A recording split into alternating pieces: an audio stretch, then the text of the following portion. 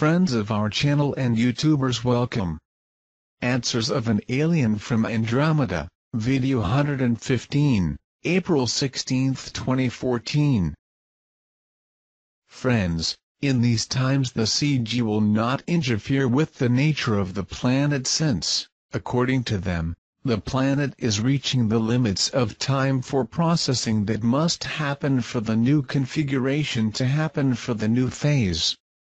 The Arcturians are removing the pressure containers that were installed for the process to happen at the last possible moment, allowing time for more people to be prepared to raise your personal frequencies. According to current data, plus 2% of the population join the band frequency compatible to coexist with the level 1, rising to 24% of the overall total. This extra time ensured the rise from 10 to 24%. That is, it was very worthwhile. The planet is no longer a reformatory planet. The people who remain here will be the actual users of the planet as its true home, the race of people on planet Earth. The poles will migrate as soon as the balance of the system is restored to normal. As you can notice, the planet Venus is growing brighter in the sky. Since they initially decided to change the orbit of Venus to a more appropriate area for a future settlement, the system was kept somewhat more stable interference by the large object that is in a stationary orbit in the south quadrant of the planet Earth. As the system will react to changes, the CG takes initiatives about what is being done at the time by its scientists. We will only really know when they begin operations. We are awaiting the tectonic responses, to see what happens to the poles. As yet there is only 1 month. The Arcturians started off control probes placed in the places of greatest tension. The process may happen in the natural course of events there anytime. With respect to Venus, your scientists will not talk about the case, but your amateur astronomers, more serious and qualified, may accompany these changes. With the great movement of ships on the Moon, even your amateur astronomers can easily check the reality of the presence of these brothers of other races present in lunar bases. Any ship coming from a base on the Moon only takes a few minutes to be here within your atmosphere, so is the same as being here in Antarctica base. You know that I cannot give information or regional predictions about natural phenomena, cannot influence this aspect and act like a prophet or something, but note that the facts are in front of you. Use your observations to intuit about what should be prepared. You all will be well as you are consciously prepared to face any fact. Keep in mind that the only thing that will try to destroy you is yourself, and yet you will not succeed because you are indestructible. The intelligent races living a long time on the planet and who are still here are the various ethnic groups of humanoids of our type known. A descendant of Atunes group who stayed here by their own will on a trial basis. This is the race that works as counselors of your elites in exchange for means to survive.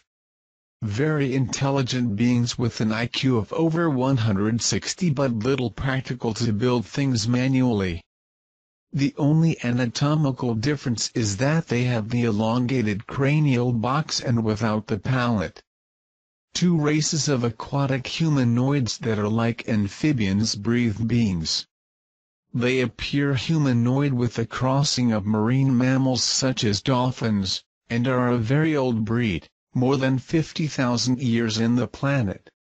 Isolated groups of humanoid type that you call Sasquatch. Race that was planted here by ancient reptilians to work as slaves and auxiliary hunts, but what did not work satisfactorily. They were left to their own fate. Isolated groups of ancient beings connected to your mythology called Satyr, that originate from ancient DNA experiments made by ancient reptilian races that frequented the planet for over 30,000 years ago. This is one of the only old experimental races that survived until today, in small isolated groups in inhospitable regions of the planet. Isolated groups of beings originating of insectoid race that you call night crawlers, which relate well with Sasquatch. They came here to study life forms in your insect fauna, which is great, and ended up on the planet. Even still having their ships to return to home planet, they decided to stay here, and keep experiences and sending reports to the scientific community of their planet. The insectoid think differently from us. Sometimes it's hard to philosophize with them on other issues than his duties and guidelines. Isolated groups of reptilians, and a certain breed of greys working with them, who are stranded on bases of your government laboratories, and could not have left the planet for a ban on movement of ships reptilian on the planet since 2012.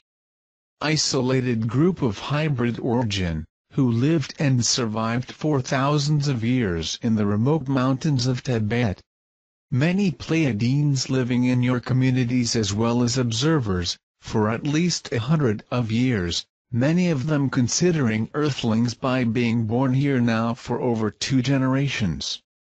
They cannot influence your societies, only maintains constant contact with the teams that have stepped up surveillance on the planet, after the detonation of the first nuclear bomb by your military. The races that had to live isolated by their major differences from most humanoid races, had their technological development virtually prevented by not being able to expose their groups, but this does not mean that the mental and spiritual development of them was affected by it. Other breeds of brothers that you will meet in a short future like Pleiadians, Arcturians, Camelopardalis, Atunians, Aldebarans, Alcades, Sirius breeds, Chithoks, Rigel Centaurs breeds among many other races. Some will be cute to your concept, others will be ugly, but you will learn over time that physical beauty is relative to what you feel inside the chest. The anatomy depends on the adaptability developed for life on other environments, therefore an Arcturian will always be strange to you, but if you know him with the lights off, what would your inside would capture is the friendship they have pleased to share with others. The larger concept of living between different races is the ability to live with differences, and understand that what brings happiness to you might be a different thing that gives the happiness of another being.